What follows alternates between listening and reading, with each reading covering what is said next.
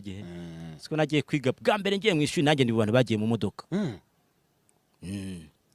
mu modoka ako tekereza icyo kintu nanjye ndi mu bantu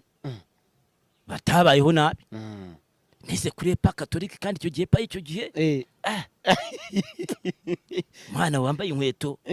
kwa abandi biganaga ibirenge hako ntiganaga inkweto urumva rero ntabwo nabayeho nabi yego nzamuka njya mu seminari seminari urayiza amaseminari urayazi atandukanye n'icyo twita amakoleje burya abaseminariste bavuga andi mashuri bita amakoleje twabago ni turiho neza witegura kuba padiri numva nzamuba ibintu bigenda bihinduka sinamuba ariko ibintu by'igipadiri by'impuhwe bingumamo umva kuzamu padiri cyane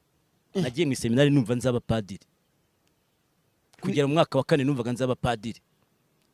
mu mwaka wa 5 numvaga nzaba padiri byaje kugenda bitese sinibago nibuko uko byagenze nabonye byaraje gutyo gusa ariko sinibuko uko byagenze wajya kumva se uzabaho udahura n'umugore mutabaro ba uburyo umuseminariste uburyo bamwigishamo hari amasomo adatangwa ahandi bahaba seminari hari n'uburyo bagira za retraite bakabicaza bakabaganiza ashobora kubaho yumva azaba ikindi kurusha uko yaba umugabo ufite umugore nubwo hari abashobora kujya mu gipadiri ko niyo ngese kamujyaho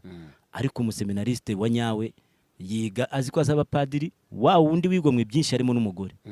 nanjye numvaga ari uko nzabizamera nuko nabyumvaga ariko nyuma umaze kwegera n'umugore